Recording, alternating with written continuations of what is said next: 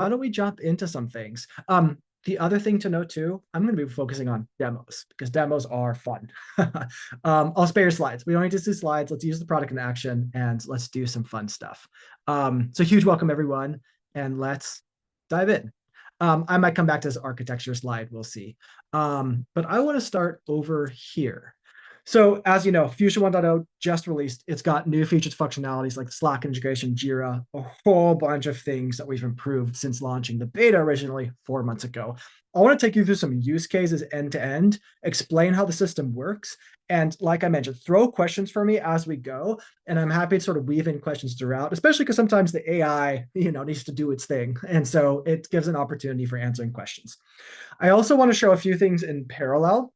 That way we can have multiple agents running on different tasks at once and check back on them. That can keep this thing flowing nicely as well. So speaking of, instead of starting right here in the Builder dashboard, let's actually start using one of the totally brand new integrations, which is Jira. So over here, I've got a Jira ticket. It's asking for a weather dashboard using specific APIs. One of the things that we just released is the ability to just assign tickets to the agent. Why I want to start here is this is a somewhat complicated thing that this ticket is asking for. So I want to let this agent work in the background as we go. You can assign as many tickets as you want to the agent. We can see the agent will pop in and say, hey, I'm working on it, thanks. And then in about 5 minutes, maybe 7, it'll have its first iteration we could check on and start working off of. This is just really cool, in my opinion. We do this a lot internally, both using the Jira integration and Slack to literally just give the AI a first pass at just about anything we wanted to. Obviously, the more you use coding AI, you kind of build an intuition for the things that can probably handle pretty easily and the things that are probably not best to just blindly assign to AI. Once you kind of get into that feeling, and it kind of goes through trial and error in my experience, it can be freaking awesome. I mean, we use Slack a lot internally, and we get customer feedback through Slack channels. And most commonly, we just reply in a thread, build or do this, build or solve this, whatever. And so we'll check back on what this does in a moment. Let's let that run and let's do some other cool stuff. So here's the builder dashboard. If you haven't seen, the Fusion projects panel, the really cool thing about this is the essence of the product is it should feel as close to whatever your favorite vibe Cody tool is, Bolt, Lovable, V0, whatever, Replit, doesn't matter. But obviously the core thing is this is all built for full-on engineering workflows. It shouldn't feel like that, but it shouldn't just take away that power either. And so all of these are not things that I made from scratch in here inside of Builder, inside of Fusion. Now, you can make unlimited things from scratch. And the cool thing about starting from scratch here is twofold. One is you never scale out of this. So there's a lot of people talk about like, oh, I start my project in Bolt or V0 or Replit, and then I download it and move it to Cursor. You don't have to do that. Like that's kind of, I think, becoming an old model. The new model is we can connect our repositories. Engineers can work on these things and people who aren't engineers can work as well. So if you're doing UI tasks, if you're doing front-end design tasks, PM prototyping, you're all working off the same sort of truth. We're all working off the same code base, which gives a number of advantages, and you'll see in a minute. So actually, let me stop yapping and let's go ahead and edit something. So here's a bunch of repositories that we actually have built and used. And if I want to edit one, I click this plus new branch button. The important thing here is by default, everything works via branches. So what that means is that's the same way any team is contributing code. So the rule of thumb, of course, about Builder and Fusion is scale. You never have to get off of it. You never have to say like, okay, I moved off of it and moved to Cursor. You can have your engineers using Cursor and you can have your PMs and designers using Fusion, all harmoniously, because ultimately these are all just going to be pull requests. We'll talk about the pull request bot and how the bot can address feedback. There's a lot of really cool nuances here. It can take a second. This is a totally bespoke tech stack and totally custom repo. So it can take 1 second to spin up the server here. I think I also accidentally downgraded this one off of the enterprise plan. So I'm not using the big, cool, beefy machines. But the good news is I preloaded a tab right here. So this is what that other tab we'll get to in the next couple of seconds. So this is the editing interface. If you've used Fusion or Builder before, you're totally familiar. The application that we're editing right now is one built by our engineering team. It's something real customers can use and do use to take courses and be certified in the Builder platform. Totally built by engineers, maintained by engineers, engineers updated every day. And the cool part is, of course, right now is I can go in and start editing it. And so whereas you saw with the Jira ticket, this is what you call like background agent mode. We're just going to assign work and let the agent work on this in the background without me overseeing every single step. Really good for well-defined work. I've got a ticket, I've got a PRD, I've got assets, I've got Figma designs. Awesome. And then for things that are not yet well-defined, or you want to experiment, prototype, like you want to kind of work with the AI, you can work in foreground mode, which is all here, which is all visual, but you'll see kind of in a moment. So I'm going to start with super simple prompts because I don't want us to wait 20 minutes for each of these things to happen. That'd be the world's most boring demo. So I'm going to start super simple. Here, I notice there's no contact us page, so I'm just going to add it. I'm going to say add a contact us page. Now, a couple of these call out. One is the default model we set people to these days is Haiku 4.5. You can change your model, all kinds of different things. I think Haiku 4.5 is an amazing model. It's incredibly smart and incredibly fast to keep you in flow. I highly recommend. So that's what I like to use. I use that day to day for everything. The other thing I want to point out here is while the interface here should feel a lot like Replit, Bolt, Lovable, like pick your favorite kind of hobby vibe coding thing, under the hood, the agent is way more like Cursor or Claude Code, or there's more like engineering-oriented agents in that it can handle repositories of any size and complexity. It can handle multiple repositories. It writes code like you do. So it's using my code, my components, my design system. It's building APIs like we have them. It's reusing our code and APIs automatically. And great. And it doesn't care what tech stack you're using. I'll show you more stuff in a minute. Cool. So first version, I'm asking for simple things intentionally. The cool part here is I can test things out. So I've got my contact page. I actually saw on the left that it also added an API to process it. We're using packages like resend. Again, it's doing this the same way we always do it. This is a Next.js app. So it's using everything the way that we are building these things. Great. I can make sure it does email validation. Cool, it does. But here's the important part.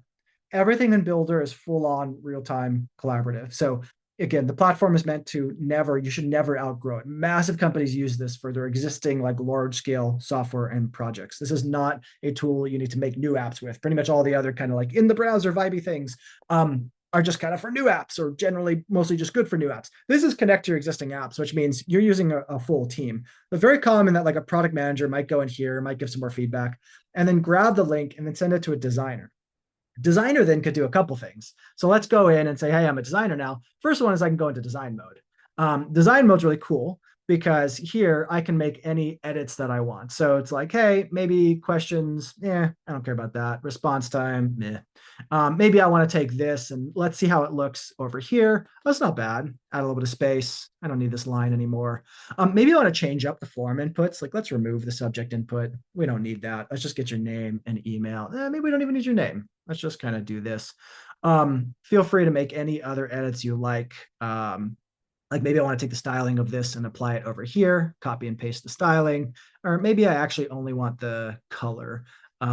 So maybe I'll grab, let's see what this color is. Cool.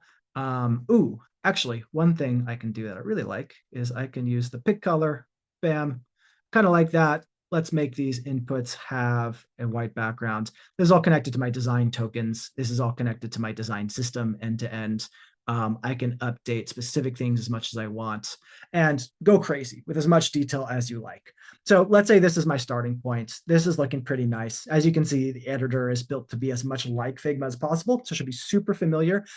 You should be able to do the things you do in Figma, very similar keyboard shortcuts.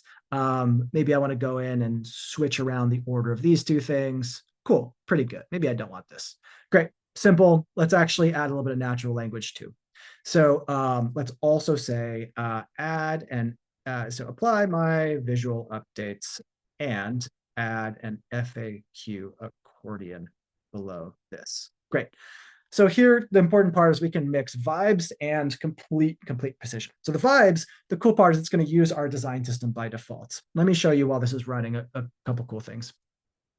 So with Fusion, you're not limited to just connecting the code, like the source code base of what you want to edit. You can connect a bunch more things. So one thing we highly recommend connecting is your design system. So if you have components that are the building blocks for building all your UIs, we want to make sure that when we generate UIs and designs, it works exactly like yours. It uses the same building blocks in the same way with the correct patterns. So what we can do is we can index your design system where we ingest the actual source code for it, any documentation you have around best practices. And then you connect that, and then it uses that. So it's always designing like you do, using your best practices, your components, all of that.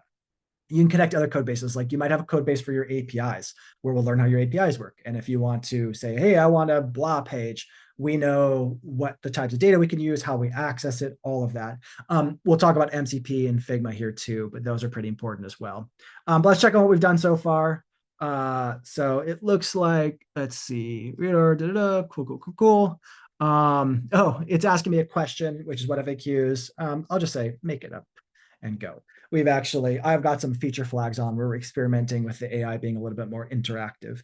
So let's let it run at that and have it apply those updates. And what we can do is let's actually work on a couple things in parallel here. The cool part about the fact that Fusion just, every time you open a new browser tab, you basically have a new instance. You could be doing like 10 things in parallel if you like, is we can just, we can be building and editing 5 different apps or 5 different branches of the same app all at once. So maybe we'll do that in a second, but let's jump back over to our contact page and look at our latest updates first. Cool. Okay, so we've got our new FAQ accordion. We removed the subject field. We changed the styling. I like this. And again, it's using my tokens, my components, all of the typical ways that we build these things by default. This is what these things should look like for this application.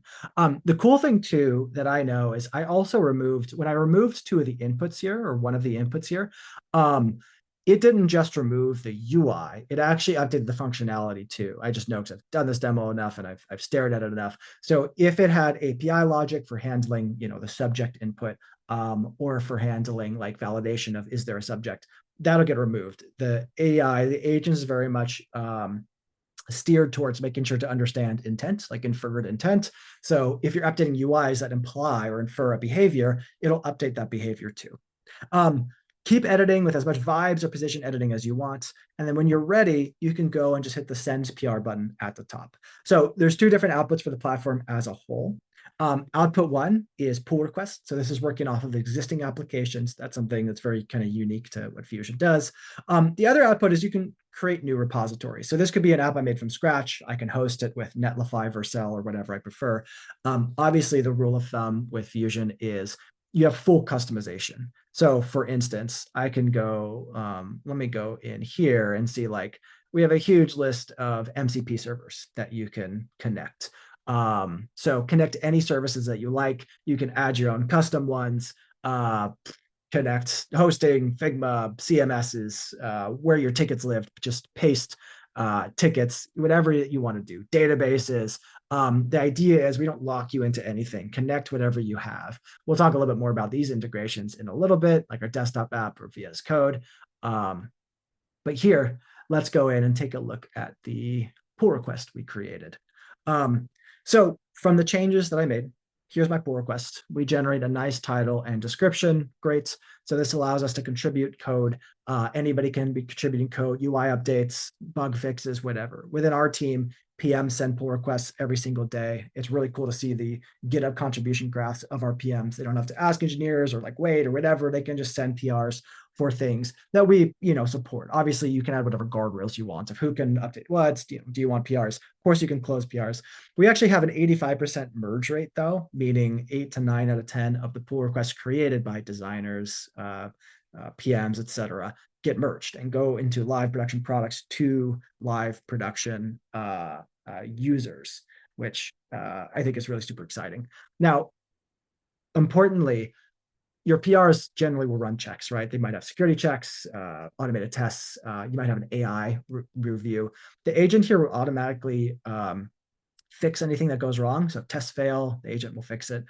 Fails security review. The whole idea, again, is where I think vibe coding gets a bad name is this idea of like, we're going to build stuff from scratch, Wild West, and where things I think can be way more successful. And what we've seen success with is use AI to accelerate and kind of make more seamless the current ways we build products. So use pull requests, work off of the existing foundations we have. So AI is building off of that. If we manage keys a certain way, the agent will see that and continue off those patterns. Any review steps will automatically run. And importantly, human review as well. So if we look here, so here's, for instance, the API that was generated, as well as the front end will be down below. If we have any feedback, just like when working with a developer sends PR, we can just go in here and just tag the builder bot and say, whatever feedback we have, like move this to a new file, whatever you want to do. Send as much feedback as you want, and the agent will kick in and address it.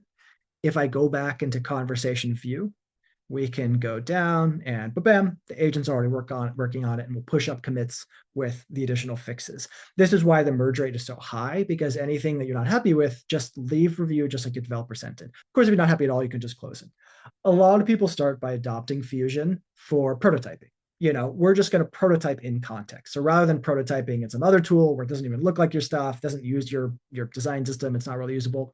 In this world, if this was just a prototype, that's fine, because here we're prototyping in context. We are using the real components, the real flows. And what people tend to find is, well, this is a great way to rapidly prototype. It's all accurate. We can take the preview link and we can share that with people, get feedback. They can collaborate, give feedback direct to the AI. However you want to work, it's quite kind of up to you. It's totally in your control how you want to use the platform. But the cool thing is, no matter how you want to work, everything is just going to be using like your tech stack, your components, etc. So if you're happy with a prototype, like the first ever pull request ever created in Fusion was one of our PMs prototyping. Her mindset was she was going to send that over, and engineering was going to be like, cool, I see the prototype. This acts as a very high quality spec in a lot of ways. So rather than long PRDs or memos, like demos are a lot more fun, prototypes are a lot more high fidelity and just more fun to kind of create here in the flow. And then her thought was, okay, our devs will see it and be like, cool, thanks, and throw it away and kind of build it right. And the developers looked at it and basically said, like, this is good to go. They can use the comments here to put in any feedback. We can see here the agent addresses the feedback as I expected. So interface moved to new file. Great. That's what I wanted. And it just went live to real users. So the thing that we thought would be a prototype was like, hey, this is built. Like, there's no more work to do. We skipped a huge chunk of process and just got in quick feedback and shipped it. You can ship it behind a test, use feature flags, however you prefer to develop, or hand it off in any other way. Again, it's totally open-ended. Let's do a couple other things here. One thing that I think is cool is we use Builder to build Builder a lot. So a lot of the UIs and functionality you see in Builder were built in Builder. For example, we have this grid view by default for projects. We also have a table view. Guess how we made that? Builder made it, Fusion made it. All these filtering and sorting, all the UI you see here. We have this new MCP servers view. All this stuff was built here in Fusion, generally by our PMs and designers. Now more and more internally, PMs and designers own the UIs, the UI flows. Engineers work on some of the more complex, kind of meaty stuff. Using whatever tools they prefer, they will use Builder in a lot of cases. You can launch Builder from a CLI or run it directly inside Cursor or VS Code. And of course, any ways you've customized the agents, they don't just apply to devs, sort of PMs and designers, applies to everyone. So we all benefit from any customization. But why don't I actually jump into what I want to show, which is I noticed the other day, this happens to us all the time. I noticed the other day that if you have a lot of projects, this list gets huge in table view. Well, that sucks. So let's just go add our feedback. Add pagination to the table. Beautiful thing here is, unlike using a separate product, this is connected to our real code base, and a real design system. So when we say add pagination, it knows how we do pagination. The agent will do its research and see how we do pagination in other places and apply that here. I don't even have to remember. I oftentimes will have to think like, how do we usually do pagination? Go check other pages. What components do we use? Like, what's the cleanest way? Doesn't matter. The agent will do that research for me. It will apply it. Similarly, it's really common that someone will take a pass at this. They'll send it to our designer to take a look. Hey, are you happy with this pagination pattern applied here? Yes, great. Send pull request. If not, they can either talk to me, the person who maybe did the first iteration, or they can just talk to the AI. Again, a lot of this is sort of like, we don't need to wait on other people to do these things and have these long waiting periods between each step. We can just talk to the AI. If you have feedback, you don't have to send it to me and then I write it down and then I get to it later. Just tell the AI. So get the PM feedback, get the dev feedback. Dev feedback usually through GitHub comments. PM feedback usually is here. Design feedback is usually here. And then we can ship a lot faster. We can build better products together. One of the things that we also actually are releasing with 1.0 is memory. And the coolest part is it's a team memory. So unlike a lot of other things like cursor, where memory is your memory, this will pull memory from your team. So we've seen people adopt Fusion at large companies, even for developers, because what we do is we learn how you build UIs. We learn about your design system, all those patterns, and we also learn from the feedback given from PMs and designers. So when designers give feedback in the tool, and the developer later says, I want pagination or something, we just know how you do that better. We can amass that team tribal knowledge and improve, improve, improve. So here, look, I got pagination. It supports the basic functionality. Is this how we usually do it? I just happen to know, yes, it is. If we went to other tabs, this is what it would look like. And fantastic. Whenever I want, I can send a pull request. A cool, fun thing, as just a side note, is in this tab, I'm actually launched Fusion from the CLI. So I actually launched it from my terminal, running this command, builder launch, and then my local server. What that means is if I open up Cursor, you'll actually see that the things that were changed here is part of my local files. So you can run Fusion in remote worlds. That's better for designers, PMs. You can run it locally. So if I launch into Cursor here, you will actually see that the changes that were made will show up right. We'll get it. Okay, cursor's frozen. We'll get it. We're almost there. Right here. So we're using the table pagination component from, we use a very customized version of MUI. Scrolling down, you'll see the state we added. We use MobX state tree. So again, very specific state management, not super, not the most common, highly like criminally underrated, by the way. I highly recommend using this setup. And then let's see how it did our pagination component. It added the logic, it added table pagination component. Fantastic. This is literally perfect. Not that you should always expect perfect from AI, but this is 100% what I would want if I was doing this by hand.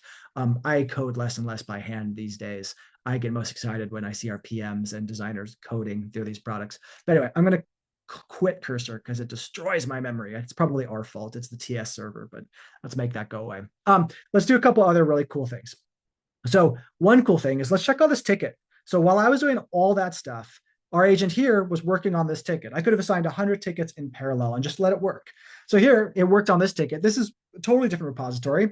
So it did all the stuff. It implemented using great OpenMateo geocoding API, blah, blah, blah, blah, blah. It looked up all the docs and information on that on its own. I didn't supply it because I'm lazy. And my ticket was highly incomplete, but it figured it out. So let's open this. So this is really cool because also in Slack, you can just message, hey, builder, do this in Slack, and it'll post a reply in the Slack thread. It's got all the context from the thread and the channel it's in. And then what you get is this link. Anybody can pop in here and verify and make modifications and verify that the agent did what was expected. So you can have your PM jump in, designer jump in. Hey, does the design look good? Have QA jump in and QA it before sending that pull request. I don't love how most background agents today go right to a pull request, or they don't give you this way to preview and interact, because I don't want pull requests that are not verified by a human to actually have the correct behavior. And so that's what we do here. So the ticket asked for a weather dashboard. I see if I go to dashboards, I have a weather dashboard now. Great. This is an application built, it's a very large application built with the Cloudscape design system. So it's AWS's design system. So if this looks like AWS, that's why. The couple of things it's supposed to have, ticket says it should have a type ahead search. So that's great. It looks like type ahead's working. It looks like it's failing to load the weather data. And so it should have access to the logs. So I'll just say failed to load weather data. Please fix and let it go. Fusion's able to see the network requests, what went and what failed. And extremely soon, it's going to have complete browser automation capabilities. By soon, I mean like in the next week or so, we plan to roll this out. So it actually, the default way, especially in background mode, would be, it would actually go in and test all the functionality itself. So it would actually have gone in and done the search and noticed that request fails 100% on its own. So that part's really exciting to me. So by the time I get here, actually an agent will have verified the behavior is correct. But here we're just a week shy, so we have to do it ourselves. Cool. Okay. Why don't we take a look at this? Let's see if it figured out its own issue. It did not. Why don't I go and try and give it a slightly better prompt? I'll be honest, it's pretty rare that it fails at this, but let's just say what do we want to do? I'll just I'll just paste it a little bit more information that I have and just let it go with that. So cool, let's let this work on this for a minute and maybe we can circle back on it. The other thing to note is I am using the Haiku model is a little bit less fast than Sonnet. It's better for demoing and I think it's better for most things. Sometimes it's nice to switch over to another model like Sonnet or GPT-5 where that's more extended reasoning. If there's a more difficult task, I think that can help it out. Now, what's really cool is I see what it's doing is it's actually searching the web for the documentation. So it's like, actually, I thought I knew what to do. It was not correct. So let me actually look up the documentation. Let me see why, the parameters I'm using isn't correct. And cool, it found the issue. Luckily, it did not say you're absolutely right. And let's see if we can verify it. It's still updating our code. So we'll give it that additional second. Cool, and there we go. So I was able to debug, figure out it's on issue, look at the network logs, look up the documentation. Let me jump back over to it. And great. So I've got the 7-day forecast. Let's try the type ahead search. San Francisco. I'll tell you it's cloudy and rainy in San Francisco. Overcast is right. Cool. Let's see. We've got these great charts. So this is all using Cloudscape components. So this is a pretty bespoke design system that we have indexed. And so you just run the command. It knows how to design the way you do. It should look very distinctly AWS. I can give it additional feedback too. This time it's a design mode. Let's just do it here. And I'll say like, make the 7-day forecast a side scroll. And I don't love these icons it's kind of using for conditions. I'll say, and use emojis for conditions like sunny, sunny, cloudy, rainy, etc. And let it go. Luckily, because we're using Haiku, this kind of works pretty quickly. It's nice how we can just iterate like crazy on this. And then when we're ready, we can send a pull request for this too. And it's really cool to me that most of this stuff we didn't have to sit and wait on, like building out all these charts and all of that and reusing these components. That was done in the background from assigning the ticket. Now I only have to worry about the kind of refinements, the final things that I really want it to be able to do. So cool. I think it's updating the things that I'm asking for. One thing that I really like, oh, cool. Here is our emojis. This is way nicer. Oh my God, I like this a lot better. So the 7-day forecast view is now a side scroll. And it's using emojis. Cool. I like this a lot. This is a lot more visual and beautiful. When I'm ready, I can click the big giant send PR button and it'll create and crunch this all into one pull request. And I want to show the code really quickly because it's generating a title and description right now. The cool part about the code is that it heavily uses the Cloudscape design system. Here it goes, excuse me. So here's the design system components. Here's other internal components that are either created or reused. And then if we go down, there's like not a single div in sight. I mean, it is all, the Cloudscape is unique in that it doesn't use like any custom styling. It uses space between and container and all this stuff. So even it's not using divs and custom styles in between, box, text align equals center. I mean, very, very custom stuff, padding, vertical, XXL. Yeah, that's what I think is really cool here is how well the agent just works with whatever you have. Now I want to show one last thing, and then why don't we I'll jump into answering some questions. So let's go over and show something that I'm very excited about, which is I mentioned this works with any tech stack, doesn't matter. And that means extremely soon, and we have this in private beta, we're adding people to the private beta and we'll get it public, I hope here in not too long. But it means it doesn't have to be just web. So here I have a full-on native iOS app. This is really cool. It's like an app for browsing landmarks. I can click into different landmarks and see detailed views on them. This is built with Swift and Swift UI. This is the actual iOS simulator. And this is using our desktop app, which we did just launch. With the desktop app, you can run, instead of running any of this code in the cloud, you can have it run locally. So this is a lot like using a tool like Cursor, but you don't have to be seeing code and setting up development environments. You literally just, like you saw before, click the edit button on any projects. A developer can set up a project by connecting a repo and adding a couple of commands really quickly and easily. Now anybody can edit this and propose edits. So if I go in here, let's just do this and say, instead of side scrolling sections of landmarks, let's have just one big grid of landmarks below the featured landmark. The other cool thing Well, one is typos are okay. My typo should be just fine here.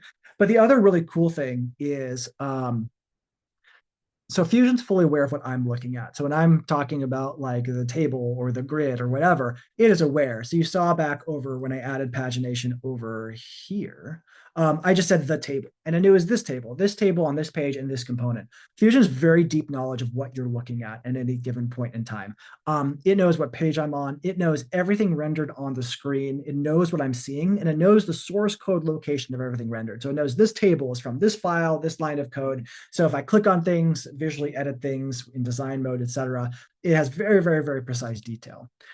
Same goes with the iOS simulator here too. It can not only view it, but it can actually navigate it, drive it, click on things, make sure behavior is correct.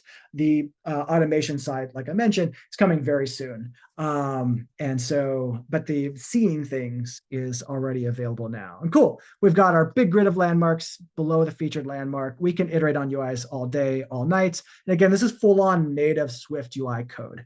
And it's running the same way. Like the rule of thumb with Fusion is we're going to run your code the same way that a developer would do every single day, but we just make it really, really easy. Make it as easy as possible to just click and it loads. You don't have to manage the environment yourself, but you can. You saw the example where I was doing things locally with CLI launching in, connected to my local code.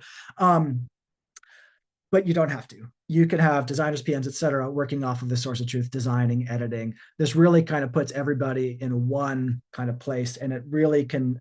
The thing I think is really cool is eliminate handoffs. You don't have to have like, here's the PRD, the big, long, boring thing nobody wants to read that people kind of gloss over. And then we're going to design it. So we're going to look at that. We're going to make a design from scratch-ish. And then the developer's going to look at that and mostly kind of like have to hand code it all. And at each step, certain things kind of go missing or get confused, and fidelity gets lost. In this world, you can go right from your idea or what you think could be better right into real product and see it and test it and feel it. When our designers look at something in the product and go like, oh, that doesn't look nice, they just jump into Fusion and make it better. Like pagination, great.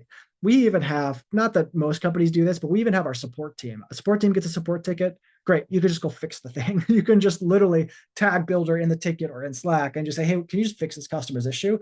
And then engineers can look at the PR or automated tests run in the PR and say, oh, this is great. This is great. And the most important thing to emphasize here is this works at crazy scale. We have customers, we have 3 out of the Fortune 5. So 5 biggest companies by ARR in the United States. 3 of them are customers of ours, 1 more in pipeline. People use this at insane complexity and scale because it's just meant for that. It's kind of what it's built ground up for. Okay, let me jump in and answer questions. So please don't hesitate to just throw questions into the Q&A, and I'm going to get to as many as I possibly can, and maybe there'll be fun demos along the way. Let's see. To own platforms. I think Nick is asking about deployment to your own platforms. Yeah, I mean, so Builder itself is deployed to Google Cloud. So that's another kind of key theme here is we just develop like your developers do, like any developer would. So we don't dictate where you have to host this. We don't control the repository or anything. We just get access, and we are a co-contributor just like anyone else.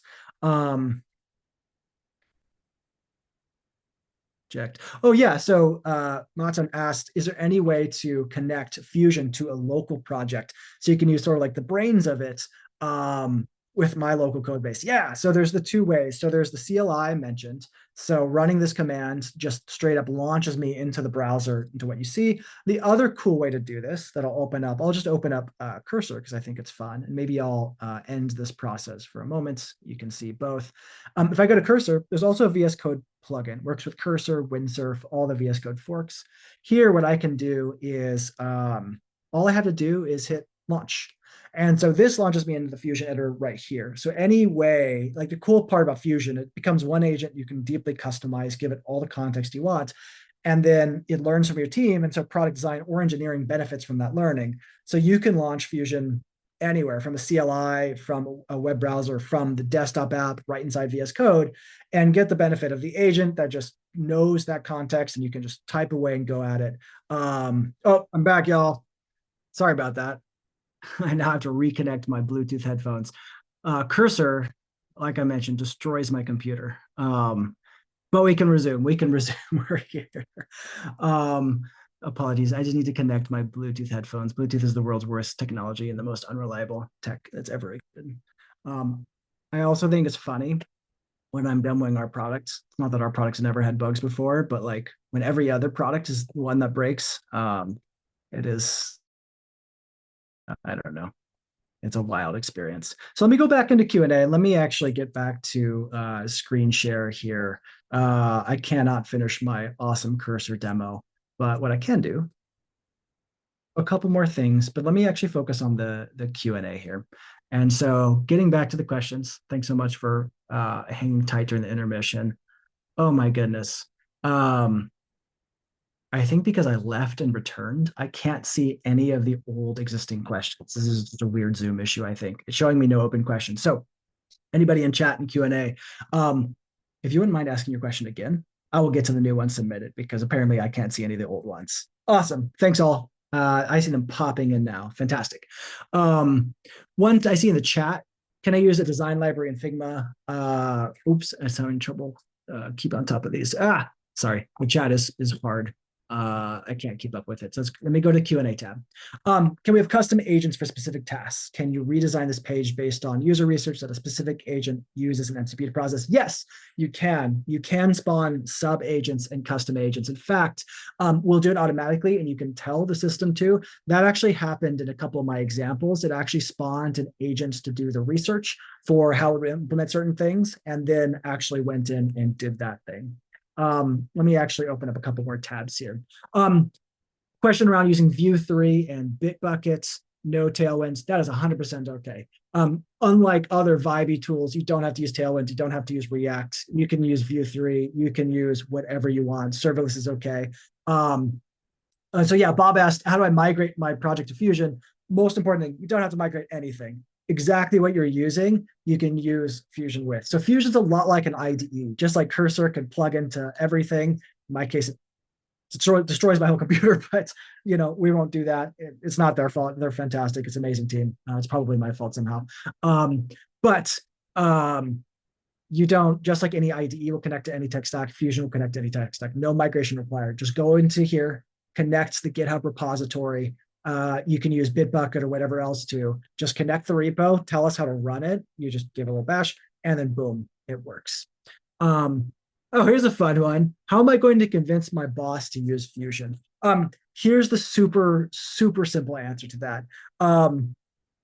We help you do the same things you'd be doing a lot faster and easier. So if you take all the time that it would take someone to do all the stuff manually, all the waiting, and the waiting adds up to mean not delivering things and learning on your customers, all of the cost of just like manually coding things that could be more easily automated, that stuff's expensive. Like your time is the most valuable thing in an organization. If you can save time with something like this, then that has immense value because time is just such a high cost and such a high value thing.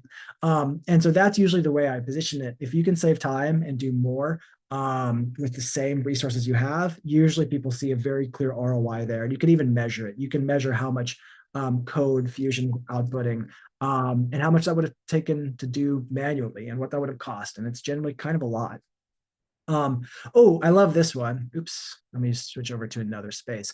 This question is, can I use Builder to update code for stories and Storybook? Yes, absolutely. It's very common that people start having their designers manage design systems directly in Storybook. Copy paste from Fusion, for Figma, sorry. In fact, I want to show you that.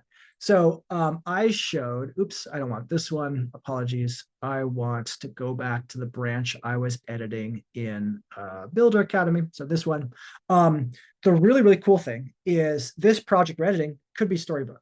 And you can just copy and paste updates to design system components or new ones from Figma right in here and update the design system itself and send pull requests. So the rule of thumb remains, whatever tooling you use for your design system, Storybook, Shadcn, doesn't have to be MUI, totally bespoke from scratch, Svelte, doesn't matter. PHP really doesn't matter.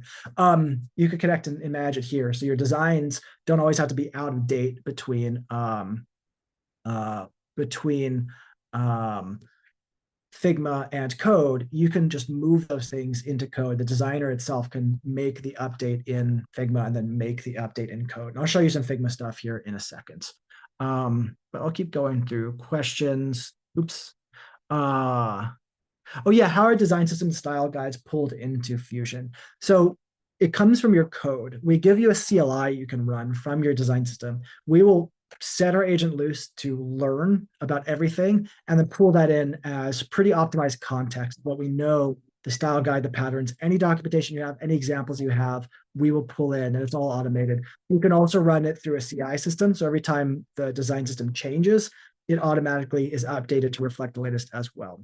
Um, let's see. Oh, here one person was talking about they hit an issue where they converted UI from Figma into Fusion. The first page converted perfectly, but the second page reproduced a lot of layout. That's surprising because I don't usually see that. There's probably two things going on here. So if you're pulling designs from Figma, and that's what I want to show, if you do two designs and it codes two things from scratch, there's probably two things you should make sure you're doing. So thing one, so let me show you the pulling designs from Figma. So let's go into design mode. There's two really cool things we can do here, by the way. We can just copy things like here and then go over to Figma. And then we can paste directly from our code into Figma, which I think is a really neat thing. So here I could go and launch the Builder plugin, and then I can paste into over here, just paste what we copied straight from the code, either generated in Fusion or from your existing code base. And great, I've got this now all as Figma layers. Awesome, wahoo. And then I can make edits and bring those design changes back. Now, I already have some designs. And what I think is really cool is we can do a number of things. Like here is basically this page with some tweaks. One tweak is this. I have the updated design of this. So what I can do is I can smart export that. And then I can go over here and select this and say, apply our latest design changes and just paste the design. The other cool thing I can do, I'll just do it both in one, is I can actually grab other things. Like I can grab this, export both of those. And I can say like, hey, also add a carousel with these two slides below this and paste. And then cool.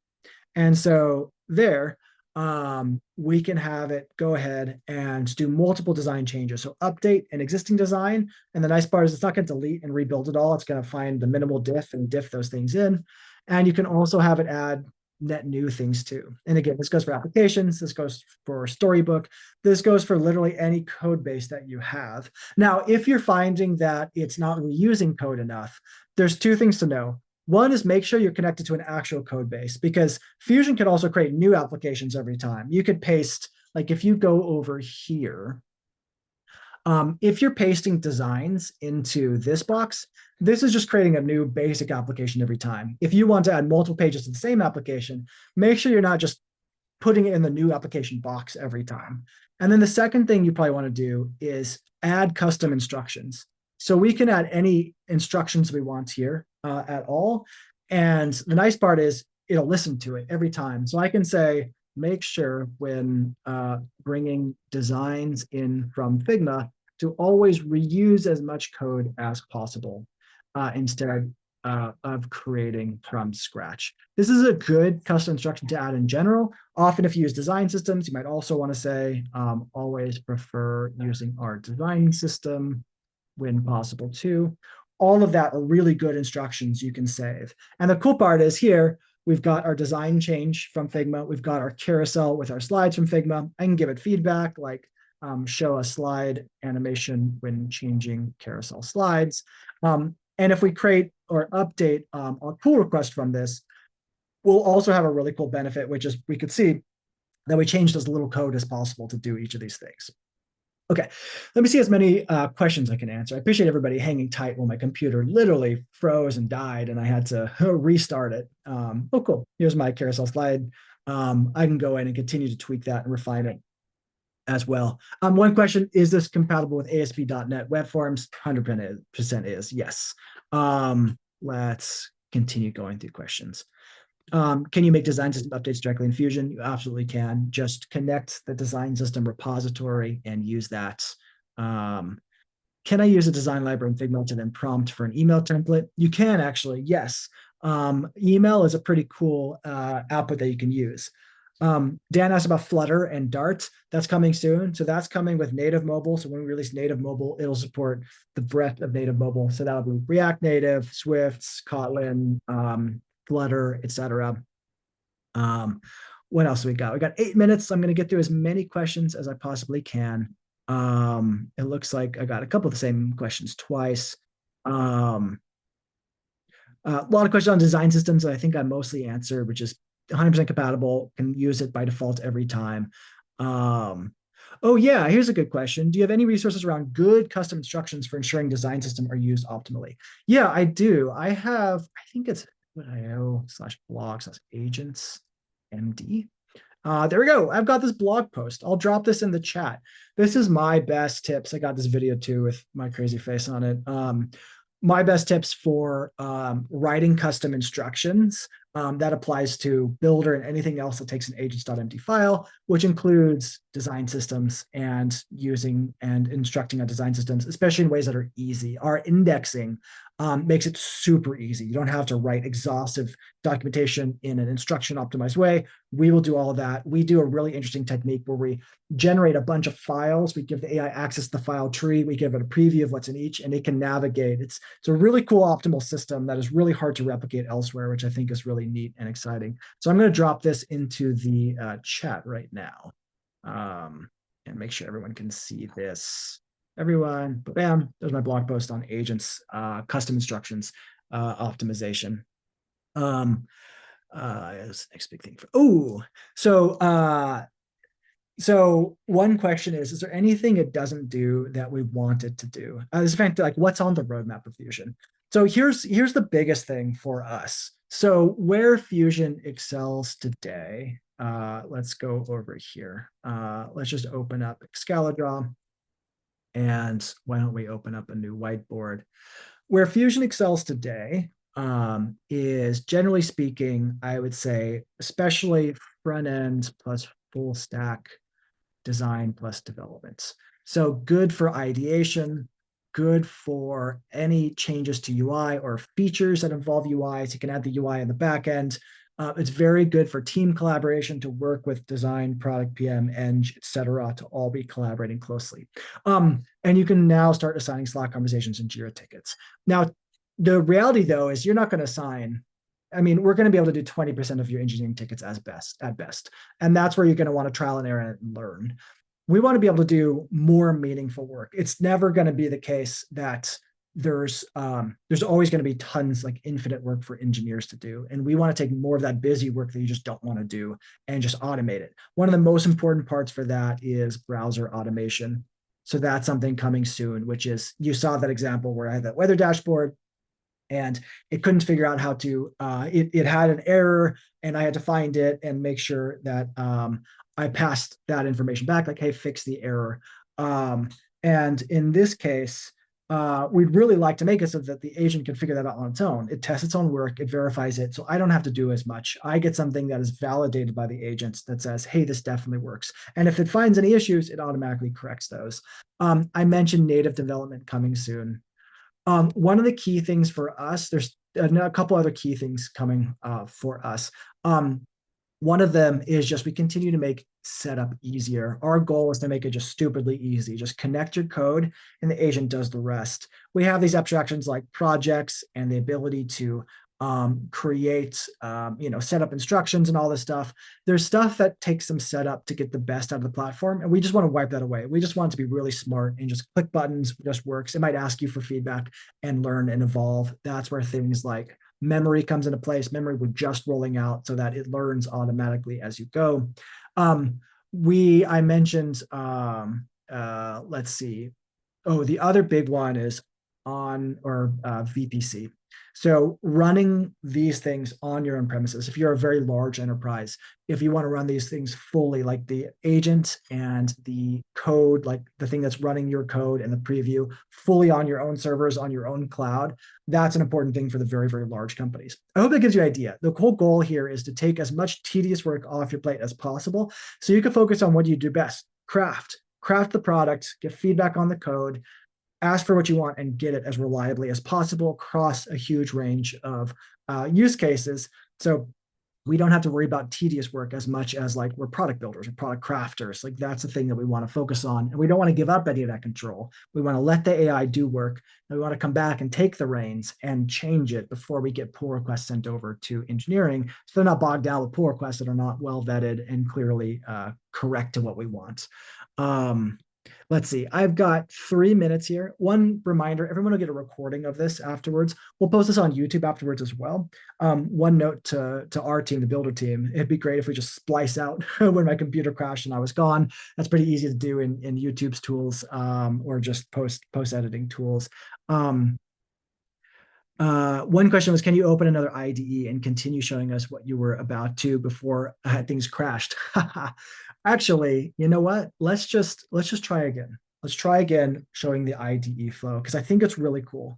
So everybody pray that the IDE flow is going to work and not going to crash my computer. If it crashes, we'll just end the stream. But I do think it's such a cool flow. So I've got this thing loaded here locally. I'm going to open up my sidebar. So you see I've got some changes to this projects file. Let's actually go in and I'll stash. Let's go completely clean, git stash. And now let's go over and let's load up Fusion. So great, this all looks good. So this is running completely inside of my IDE. It's going to spawn Fusion with the visual editor, with the agent, all the context that it has, but all working off of my local code, which is the most important part. And it's all, remains inside my IDE. So we'll be able to look at the diffs and everything else that's going on. Oops, I realized the dev server is not set up and running. So let's actually run that.